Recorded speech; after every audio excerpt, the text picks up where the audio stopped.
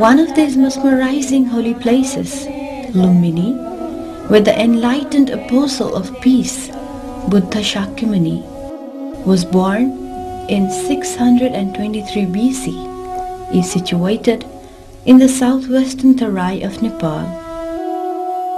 Lumbini evokes a kind of holy sentiment to the millions of Buddhists all over the world. Concerning the birth of the Lord Buddha here, the Chinese account articulates a very interesting incident, saying that Queen Maya Devi, mother of the Lord, had a bath at the pool here and then grasped the branch of a tree. Facing the east, she brought forth the Lord on the ground, thus making Lumbini a sacred place. It is also said that Lord Buddha walked 7 steps as soon as he stepped on the Mother Earth. The central feature of Lumbini is the sacred garden that is spread over 1 square mile. Historically, the region is an exquisite treasure trove of ancient ruins and antiquities.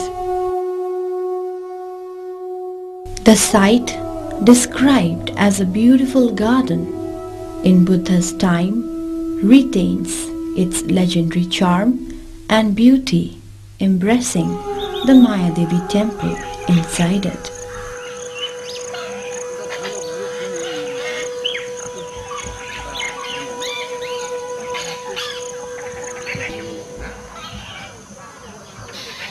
The Maya Devi temple is a distinctive shrine of importance and has the bas-relief image of Maya Devi enshrined in a small pagoda-like structure. The image shows Maya Devi, mother of Lord Buddha, supporting herself by holding on with her right hand to a branch of salt tree, with newly born infant Buddha standing upright on a lotus pedestal. 2 other celestial figures are depicted in an act of showering water and lotuses bestowed from heaven. The famous Maya Devi stone sculpture, also known as the Nativity sculpture, was installed here in the 4th century AD. The single most important place of the Lumbini, and to the entire Buddhist world for that matter, is the stone slab located deep in the Sanctum Sanctorum. Revealed after hard and meticulous excavations under the 3 layers of ruins over the site of the famous Maya Devi temple, the stone slab foundation pinpoints the location of the original place, marking the exact spot of the birthplace of Lord Buddha. This spot, being the most sensitive, requires proper conservation and exposition to allow pilgrims and visitors to observe in slut the marker stones here. Nearby and just to the west of the Maya Devi temple stands the Ashoka pillar, the oldest monument so far found in Nepal, erected by Emperor Ashoka in 249 BC. The pillar is the first epigraphic evidence relating to the life history of Lord Buddha. The historic importance of the pillar is evidenced by the inscription engraved in the pillar in Brahmi script. It is said that the great Emperor Ashoka visited this site in the 20th year of his ascendancy to the throne, and as a homage to the holy place of Lord Buddha. To the south of the pillar, we find a sacred pond, Puskarani, believed to be the same sacred pool in which Mayadevi took a holy dip just before giving birth to the Lord, and also where infant Buddha was given his first purification bath. Architecturally, the pool has projecting terraces in descending order and is reverted with fine brick masonry. The holy site is surrounded by a row of stupas.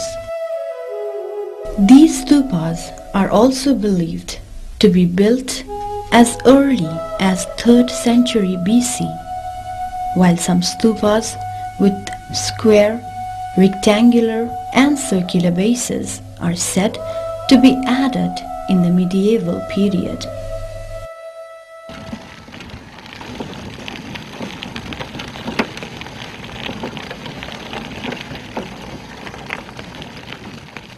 A host of shrines, stupas, monasteries, meditation centers and courtyards built or being built in the international monastic zone here by various countries such as Japan, Korea, China, India, Thailand, Myanmar, Vietnam, Sri Lanka, France and Germany embodies the country's respective architecture and gives Lumbini an international feel with the message of universal friendship and brotherhood.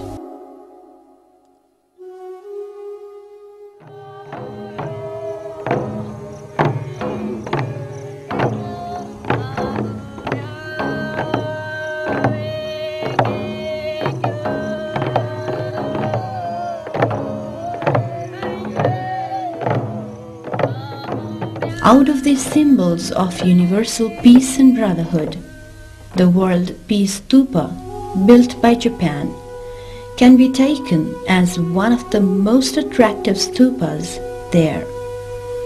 It is said that one can really feel the peace and calmness of Lord Buddha's warmth when he sets his foot there.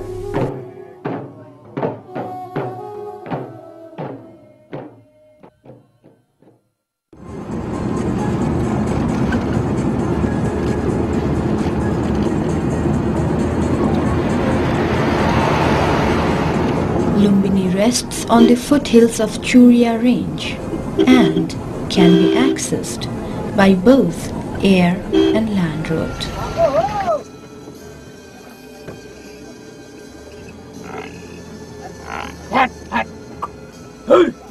There are many important Buddhist sites of interest around Lumbini.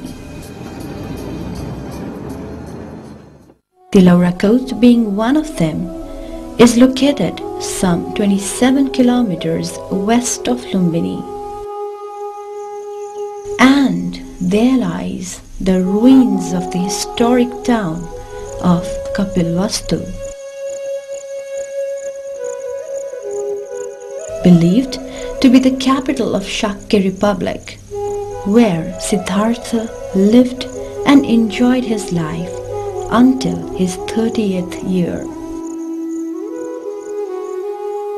There are ruins and mounds of old stupas and monasteries made of kiln-burnt bricks and clay mortar. The remains are surrounded by a moat and the wall of the city is made of bricks.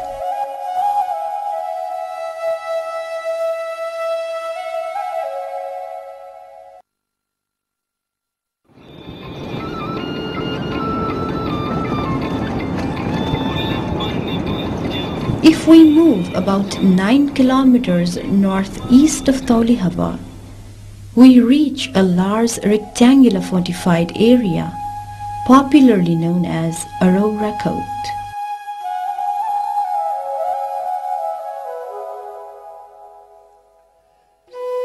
The fortified area is the natal town of Kanakmuni Buddha. A brick line is seen to the south and an elevated mound towards the northwest corner.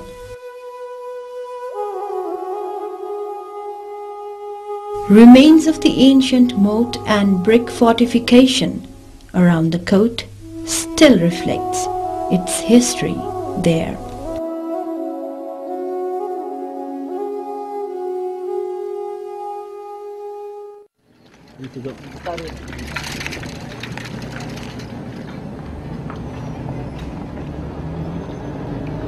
Another site of archaeological importance about 8 kilometers northwest of Taulihava is Niglihava.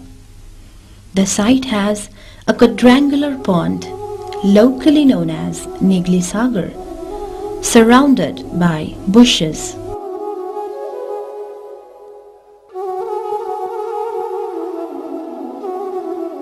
On the western bank of the pond, there are 2 broken pieces of the Ashokan pillar.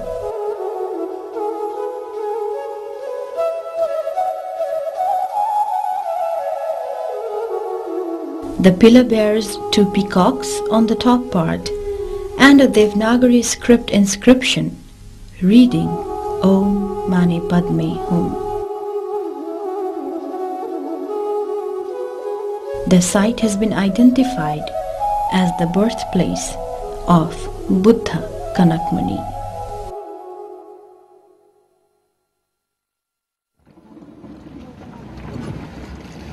यहाँ कहाँ जाने हैं?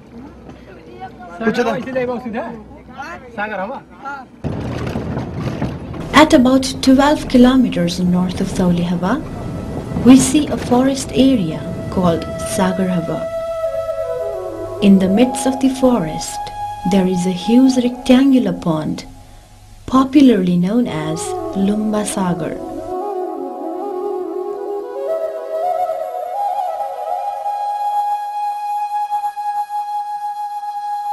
The ruins of the ancient pond, which was excavated as the site of massacre of the Shakyas, can still be located on southwest bank of the Sagar.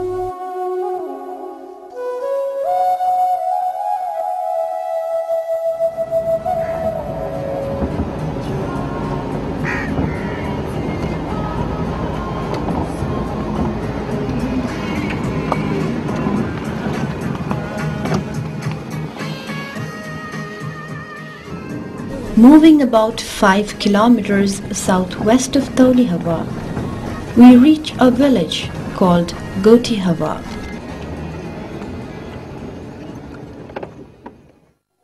Which has an Ashokan pillar standing on a slab.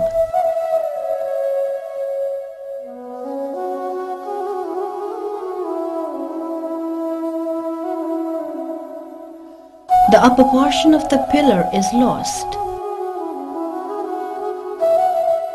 and only the lower portion, about 3.5 meter high, is still intact. This site is identified as the birthplace of the past Buddha, Krakuchanda.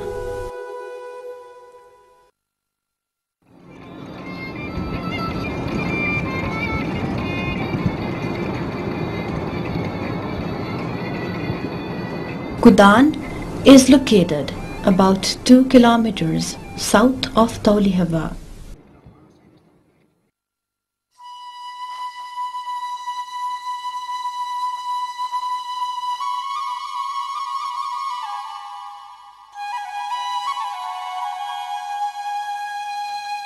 It gives the visitors one more area of interest, with a huge amount of structural ruins, with a duster of 4 buildings and a pond excavated in 1962.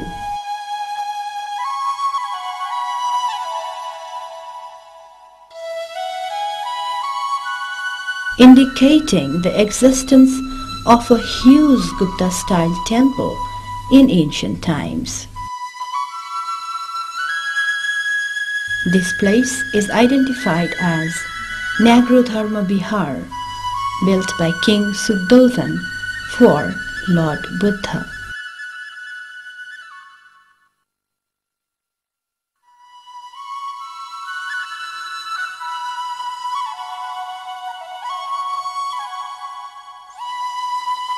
Besides these areas, we have Ramgram, the maternal state of Lord Buddha, situated in Navalparasi district and some 76 kilometers from Lumbini. Legend has it that after the death of Lord Buddha, his relics were divided between 8 states: Magadh, Vaishali, Kapilvastu, Alkappa, Ramgram, Vediva, Pawa and Kushinagar. Ajatasattu, the king of Magadh, is said to have grabbed the relics of Lord Buddha from other states and built another stupa. But he could not grab the relics at Ramgram, as it was believed to be protected by Nagrajas or serpents. It is said that the relics of Lord Buddha is still in the ovum of the present stupa of 9 meters in height. A research recently done by LDT and Department of Archaeology also proved that the different artifacts and antiquities are laid in the ovum of Ramgram stupa.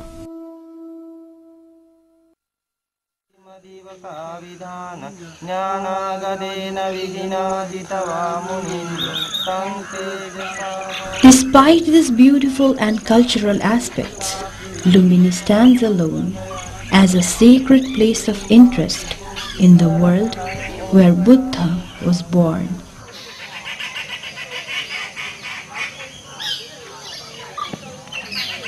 It is not the property and center of faith to Nepalese only. It is the property and center of faith to the whole world Buddhist community and people of other community as well. At this time of increasing globalization, the protection, conservation, interpretation and presentation of the heritage and cultural diversity of any particular place or region is an important challenge for people everywhere, and the need is to manage this heritage. The sacredness of Lumbini brings with it a duty of respect for the heritage values and the resources and for the landscapes and culture from which this heritage evolved.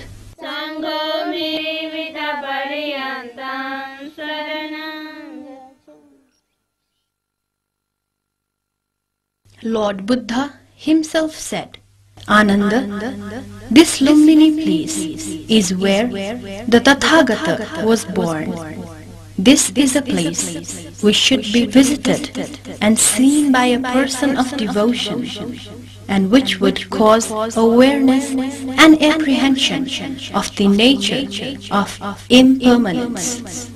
At this place, Ananda, who are on a pilgrimage to this shrine, if they should die with devotion in their hearts during the course of pilgrimage, will, after the death and dissolution of the body, be reborn in a good destination, a fortunate celestial realm,